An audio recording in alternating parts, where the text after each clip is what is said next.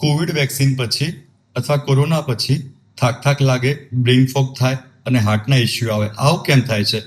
તો તેનું કારણ હવે જાણી લો. પહેલા તો બ્લડ ક્લોટ નોર્મલ શું હોય છે તે જાણી લો. તો બ્લડ ક્લોટ એટલે કે લોહી ગંઠાવાની ક્રિયામાં ફિબ્રિનોજન નામનું પ્રોટીનથી જાડી જેવું કવચ બને અને જ્યારે ઘા વાગે ત્યારે આ કવચ લોહીને રોકાવામાં હેલ્પ કરે અને પ્રોટેક્ટિવ મિકેનિઝમ આ સર્જે. અને જ્યારે ઘા રૂજાઈ જાય ત્યારે ફિબ્રિનોલાઇસિસ એટલે કે તે જાડું ઓગળી જાય. નોર્મલ શરીરમાં આ રીતની ક્રિયા થાય છે. હવે કોરોના વેક્સિને શું બદલાવ કર્યો છે? તો કોરોના વાયરસ જ્યારથી આવ્યો ત્યારે તેની ઉપર એક એમાઇલોડોજેનિક નામનું પ્રોટીન હોય છે.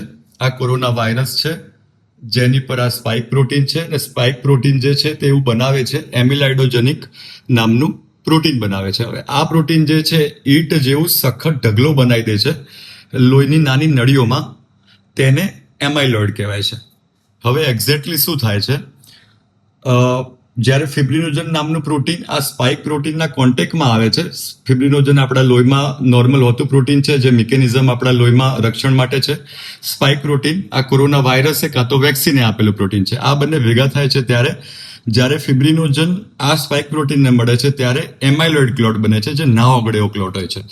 ઓગળે જ નહીં, નોર્મલ ક્લોટ ઓગળી જાય. આ સિમેન્ટ જેવો ક્લોટ છે. હવે સૂક્ષ્મ નળીઓમાં આર્યો ક્લોટ ફસાઈ જાય છે અને દવાથી પણ આ ક્લોટ ઓગળતો નથી અને ફેફસા, મગજ અને હૃદયમાં O2નો સપ્લાય, ઓક્સિજનનો સપ્લાય ઘટાડે છે.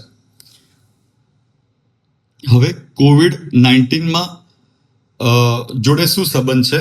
તો સ્પાઇક પ્રોટીનમાં કોરોના વાયરસમાં પણ એ સ્પાઇક પ્રોટીન હોય છે અને એ સ્પાઇક પ્રોટીન mRNA વેક્સિન જે કોરોના વાયરસના હીલ માટે બનાવેલી છે તેમાં પણ એક પ્રોટીન હોય છે.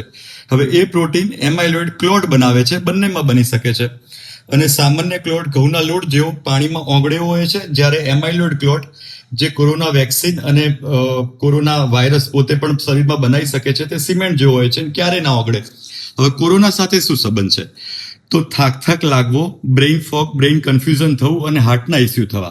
કેમ કે નાની નળીઓમાં લોહીનો પ્રવાહ અવરોધાય છે જેથી ઓક્સિજન મળતો સેલને બંધ થઈ જાય છે અને એનું કારણ છે એમાઇલોઇડ માઇક્રોક્લોટ.